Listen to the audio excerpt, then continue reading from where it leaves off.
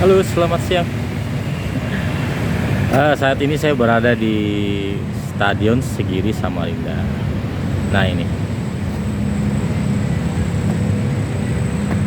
Jadi dari informasi yang saya dapat, akhir tahun ini Stadion Segiri akan direnovasi. Nah ini. Mungkin ini vlog kita yang terakhir untuk stadion yang model yang gini gitu ya, model lama gitu kan. Nah, jadi untuk akhir tahun ini ya, bulan Desember, stadion ini akan direnovasi oleh pemerintah. Nah ini, kapasitas stadionnya kurang lebih 20.000 lah ya, kurang lebih. Kalau ada yang tahu nanti tolong di komen di kolom komentar saya, siapa tahu saya salah berbicara. Nah ini, jarak Stadion Segiri menuju ke jalan raya. Nah gini, dekat sekali ya kan? Ini dekat sekali. Ini jalan raya ini jalan Kusuma Bangsa ya. Jalan ke Kusuma Bangsa ini daerah perkantoran yang ada di Samarinda. Nah, jadi untuk saat ini Borneo FC memutuskan menggunakan Stadion Batakan sebagai home base untuk melanjutkan Liga 1 gitu ya. Nah, jadi Stadion Batakan itu ada empat klub menjadikan ada empat klub menjadikan Stadion Batakan sebagai home base, yaitu Borneo FC, Persiba Balikpapan, terus Barito Putra dan PSM Makassar ya. Nah itu karena Borneo Persiba Balikpapan saat ini masih berkompetisi di Liga 2 gitu ya. Ya mudah-mudahan lah tahun ini dan tahun depan dia bisa kembali masuk ke Liga 1 gitu ya. Itu biar bisa sambil tambah meramaikan kompetisi yang ada di Indonesia. Nah, untuk PSM Makassar sama Barito Putra pun sama seperti Borneo. Stadion mereka itu akan direnovasi gitu kan. Nah, jadi setelah saya baca berita ya, awalnya Borneo FC mungkin memilih pertimbangannya antara Stadion Pelaran dan Aji Imbut gitu ya. Mungkin awal gitu ya. Ini pemikiran saya gitu kan, bukan pemikiran dari siapa-siapa. Saya ngikutin perkembangan dari informasi yang ada di media sosial. Jadi masyarakat Samarinda bertanya, kenapa harus bermain di Batakan yang jaraknya dari Samarinda masih cukup jauh gitu kan? Itu ya dengan pertimbangan stadion yang ada di Samarinda di Tenggarong itu nggak bisa digunakan gitu kan, walaupun standar Stadion Pelaran itu standar internasional gitu kan, tapi nggak terawat. Terakhir tahun 2008 pada saat FON yang ada di Kaltim, mungkin pada saat itu yang hanya digunakan. Setelah itu ya ada beberapa lah ya turnamen persahabatan seperti Sukan Borneo itu kan, uji coba timnas under 17 under 19. Setelah itu sudah nggak ada lagi gitu kan ya, dan setelah itu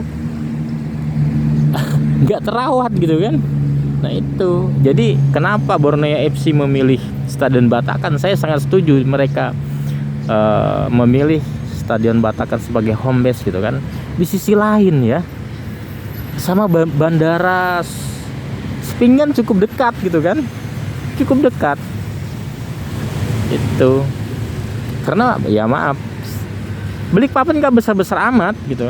Balikpapan kota administratif gitu kan, itu nggak besar-besar amat. Jadi dari bandara ke stadion dekat, terus dari jalan tol Muara Tol juga dekat gitu kan. Itu enaknya di sana gitu kan. Kalau seumpamanya pertimbangan ini kemarin memutuskan di Aji Imbut semuanya gitu ya, dari Samarinda butuh waktu 1 jam kita ikut mobil ke Aji Imbut gitu ya. Terus dari Samarinda ke bandara juga butuh 1 jam, kurang lebih 2 jam. Nah, terus untuk tempat nginap perhotelan yang ada di Tenggarong mungkin kurang gitu kan ya, karena Tenggarong masih kabupaten gitu kan. Itu ya, bukan mendiskreditkan Tenggarong sih, enggak gitu kan. Mungkin teman-teman bisa melihat video saya yang lalu-lalu, saya buat video di Stadion Haji Imbut, itu enggak terawat, ya maaf aja saya berbicara apa adanya, itu enggak terawat. Mungkin area parkirnya di depan bersih gitu ya, tapi di dalam ya mungkin pada saat itu mereka habis ngadakan turnamen Piala Bupati kan, tapi kualitas rumputnya itu loh gundul sekali gitu loh, hanya pasir yang saya lihat di sana gitu loh, sayang sekali. Dan juga di depan pintu utamanya itu kan menggunakan kayak semacam, bukan paving block ya, kayak batu alam gitu disusun, yang mirip kayak di Palaran lah ya. Itu terlepas dari ininya gitu loh, sayang sekali kan. Nah ini mungkin juga ini PR buat pemerintah daerah ya, ruang parkir ini ya, ruang parkir memang pada saat tidak ada turnamen mungkin lengang. Nah sampai sana kita lengang, tapi pada saat ada turnamen, waktu itu saya juga mau menyaksikan secara live ya, Borneo melawan Persib Bandung waktu itu ya, pada malam apa tuh lupa saya, malam minggu lah ya itu. Jadi kita parkir kendaraan itu ya, itu hampir persimpangan dekat SPBU, jalan masuk menuju ke balai kota, parkirnya cukup jauh. Jadi kalau bagi teman-teman ya, tapi kan sudah ini kan nggak ada turnamen lagi untuk di Stadion Segiri.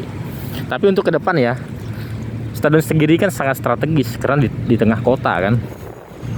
Itu kalau kita mau nonton pertandingan, menurut saya ya, lebih baik kita menggunakan kendaraan umum atau pesan Grab. Jadi pada saat kita nonton tuh nggak was-was lagi memikirkan kendaraan gitu kan, karena cukup banyak manusia gitu kan. Ruang parkirnya kita yang nggak cukup gitu loh. Ini baru kapasitas 20.000 loh. Bagaimana kalau kita bercerita 30.000, 40.000 gitu kan? Lebih ini lagi gitu kan. Nah ini stadion, kawasan Stadion Segiri ya. Nah ini di depan kita ini sudah jalan raya gitu kan, sangat dekat sekali. Mungkin nggak ada ruginya kalau kita mau nonton ya, bukan turnamen bola aja deh, karena acara-acara yang ada di Samarinda kebanyakan diadakan di daerah kawasan Stadion Segiri ini gitu kan. Nah ini kita ikut Grab aja, nggak was-was sama kendaraan. Nanti terjadi kerusuhan atau apa ya, amit-amit ya. Tapi seumur hidup ya saya tinggal di Samarinda, setiap ada turnamen atau apa itu nggak pernah terjadi keributan. Walaupun pada saat itu seumpamanya tuan rumah kalah gitu ya, tidak ada yang bentrok-bentrok begitu. Samarinda orangnya baik-baik. Aman kalau di Samarinda, aman. Nah ini mungkin nanti seperti pedagang-pedagang ini mungkin direlokasi ya, karena stadion ini akan direnovasi. Nah ini penerangannya. Nah ini mungkin vlog kita yang terakhir nih untuk Stadion Segiri, yang berdiri begini gitu ya, masih bangunan yang lama. Tapi nanti saya update berdasarkan persentase perkembangan dari renovasi nanti gitu ya. Itu. Jadi pada saat nanti kita kangen mau ngeliat stadion yang lama nih, silakan nih dibuka channel saya gitu ya. Itu nah. Ini sudah ada berapa klub yang menggunakan Stadion Segiri ini? Putra Mahakam, Putra Samarinda, terus Persisam, dan saat ini Borneo, ada 4 ya. Itu klub-klub lokal di Samarinda. Gitu. Jadi saat ini Borneo FC memutuskan menggunakan Stadion Batakan sebagai home base. Itu keputusan yang tepat menurut saya. Sedangkan PS Makassar aja memutuskan main di Samarinda gitu ya. Mungkin supporternya juga banyak di Samarinda sini gitu kan. Itu kenapa mereka tidak memilih Lukas NMB yang ada di Papua gitu kan. Itu ya mungkin mereka punya pertimbangan masing-masing ya. Apa gunanya nanti bikin turnamen memutuskan home base sementara supporternya nggak ada gitu kan. Yang bikin rame kan supporter gitu kan. Itu karena mereka masih mengharap tiket-tiket masuk dari supporter gitu kan. Itu karena untuk liga di Indonesia itu sudah nggak dibiayai pemerintah lagi gitu kan. Semuanya harus profesional swasta gitu kan.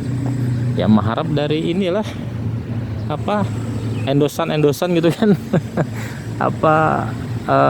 Dari perusahaan-perusahaan yang ya mungkin seperti Samarinda, seperti KPC, sponsornya mereka. Perusahaan-perusahaan besar kan cukup banyak lah di Samarinda kan. Masa sih nggak mau jadi ini? Itu perusahaan batubara pun cukup banyak di Samarinda gitu kan.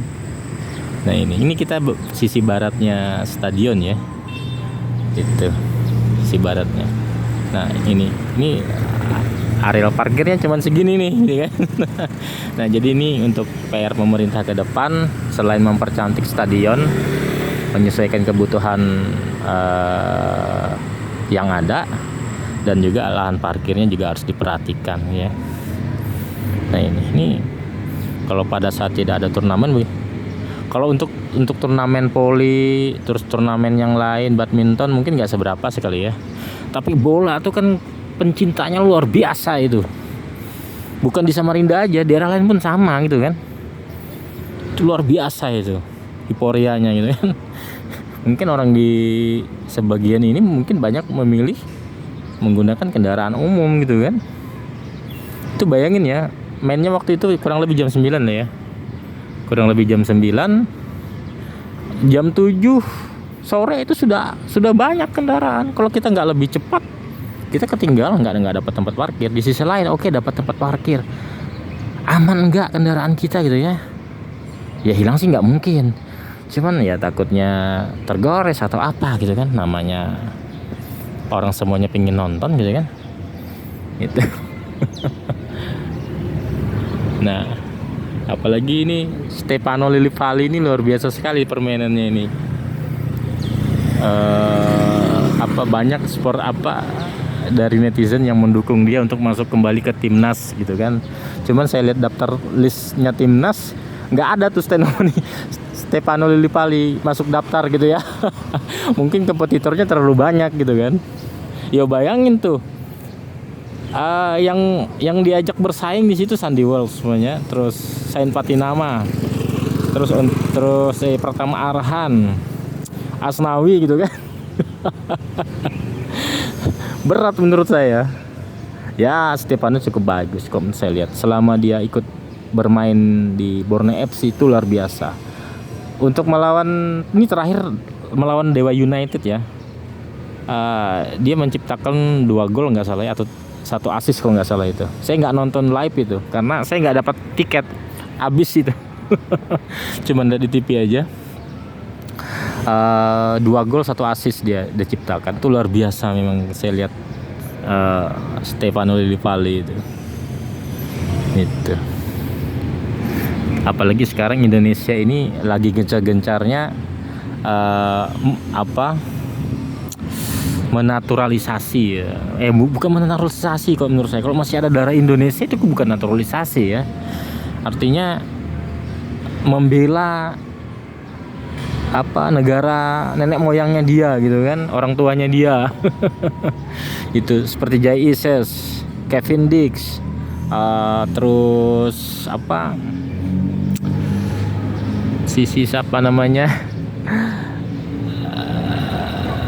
Aduh lupa saya. Itu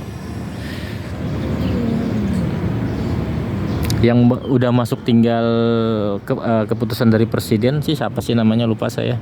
Sempat kemarin bermain sama Ivar Jenner dan Rafael Struijk. Dia angkatannya itu pada saat mau disumpah gitu kan, tiba-tiba ada yang enggak ini gitu kan. Nah itu dilanjut tuh sekarang.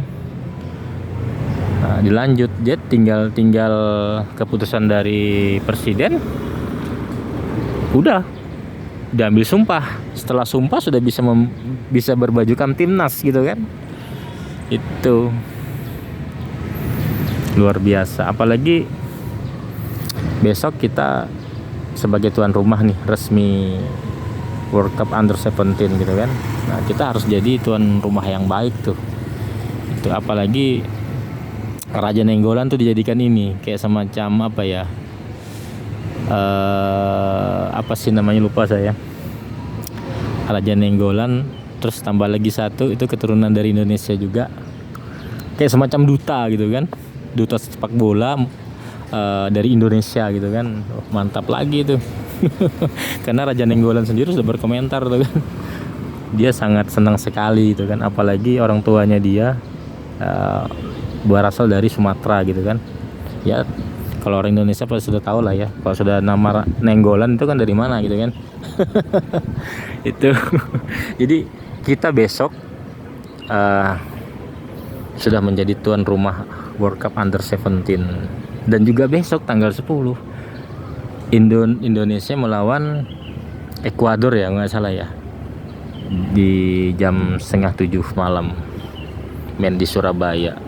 Nah itu ya, kita berharap Indonesia lolos lah ya dari fase grup dan bisa melanjutkan ke grup yang selanjutnya gitu kan.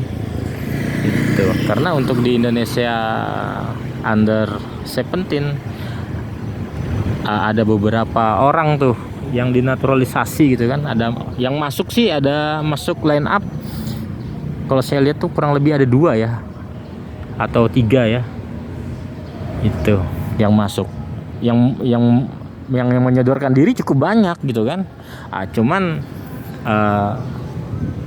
Coach Bima ya juga punya kriteria lah gitu kan. Jangan cuman kamu diaspora tinggal di luar dikatakan hebat, enggak, tetap diseleksi. Kalau kamu memang lolos seleksi ya kamu bisa berbaju timnas. Kalau tidak sesuai nanti sama keinginan Coach Bima ya kamu kurang beruntung gitu kan. Mungkin harus lebih giat lagi berlatih, karena cukup banyak menurut saya, cukup banyak yang seperti bermain di Brazil tuh ya, ibunya orang dari Kalimantan Selatan juga ada. Itu yang lolos dari seleksi dia. Nah ini masih rame nih, karena KP-KP yang ada di kawasan Stadion Sigiri ini masih cukup banyak ya, karena pegawai-pegawai negeri ini kan kawasan ini ya, kawasan perkantoran. Pegawai negeri itu Pak, apabila istirahat kerja siang gini, dia cari makannya itu di daerah stadion sini gitu kan. Nah ini, dan juga ini sama nih, ini pedagang kaki lima ini biasanya yang counter atau ya apalah, Jojo aksesoris atau ya. Ini kan kemarin relokasi dari Citra Niaga ya, karena mereka berjualan di atas trotoar gitu kan. Itu jadi direlokasi sama pemerintah ke kawasan Stadion Sigiri sini. Nah ini itu, apalagi sekarang masuk kawasan stadion tuh diwajibkan membayar retribusi kurang lebih Rp2.000. Itu tujuannya untuk merawat fasilitas yang ada gitu kan. Itu seperti jalan, drainase gitu kan. Untuk renovasi stadion sih nggak mungkin 2.000 ya, yang kecil-kecil gitu kan, untuk merawat-rawat seperti tanaman gitu kan. Nah ini cukup ramai masih. Dan juga nggak lama lagi Gor Segiri ini akan selesai direnovasi. Nah ini Gor Segiri, di depannya juga kawasan kalau nggak ada acara sih dijadikan tempat parkir ya, tapi kalau ada acara tuh biasanya bikin panggung ya depan situ, panggung terbuka gitu. Biasa juga dipakai untuk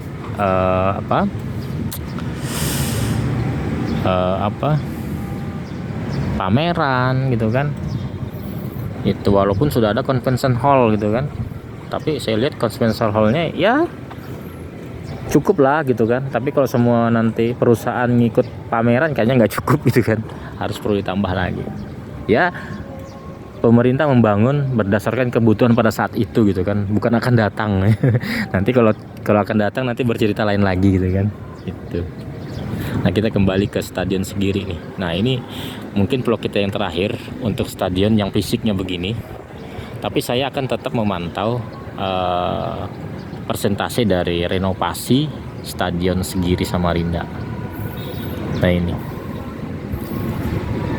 Siapa tahu nanti kita mau mengingat-ingat kembali gitu ya, stadion yang lama ya bentuknya begini nih gitu kan. Nanti kita bandingkan yang baru yang bagaimana gitu kan. Yang jelas ya lebih baik, up to date dia. Berdasarkan perkembangan zaman pada saat ini gitu kan. Bukan akan datang loh ya, tapi pada saat ini gitu kan. Karena renovasi itu berdasarkan kebutuhan pada saat ini gitu kan. Itu mungkin akan datangnya ya berapa puluh tahun lah ya. Kalau lebih dari 10 tahun saya berbicara mungkin lain lagi gitu kan. Itu. Nah, ini bis-bis dari Borneo FC juga masih ada. Kalau saya tanya tadi sama orang-orang di sini, ini masih digunakan untuk latihan. Dia katanya latihannya sore. Nah, mungkin nanti tanggal 27 November Borneo FC itu akan menjamu Persis Solo. Udah main di Stadion Batakan Balikpapan gitu ya, sebagai home base. Saya nggak tahu nih tempat TC-nya di Samarinda ini di mana gitu ya. Karena mereka di sini di Samarinda atau di Balikpapan atau di Tenggarong itu dalam stadion itu sendiri gitu loh, dijadikan TC gitu kan. Nah, kalau saya lihat untuk seperti di Jawa ya, seperti Arema, terus seperti Persebaya, tempat TC-nya tuh di luar dari itu gitu loh. Ya kan? Jadi stadion itu pada saat menyelenggarakan turnamen aja gitu kan. Itu contoh lah seperti Bali United ya kan. Tempat TC-nya coba lihat, tercantik seluruh Indonesia menurut saya itu. Dari beberapa negara peserta World Cup Under 17 itu mengakuin gitu kan. TC di sana, di sisi lain ya, di pinggir pantai bisa sambil menikmati keindahan gitu kan. Itu mungkin orang-orang yang biasa tinggal seperti di Eropa lah ya, di Eropa bisa gagal fokus tuh. Main bola samping pantai gitu kan. Gitu. Tapi sih memang ya cuacanya ya namanya pinggir pantai, laut ya pastilah panas gitu kan. Itu seperti negara daerah Afrika tuh yang saya baca, dia akan lebih mudah adaptasi dengan cuaca seperti Indonesia. Jadi jangan salah, Kalimantan sama Jawa itu cuacanya beda gitu kan. Apalagi Surabaya itu lebih panas dan basah dia gitu kan. Itu ya nanti mudah-mudahan lah ya, karena under 17 ini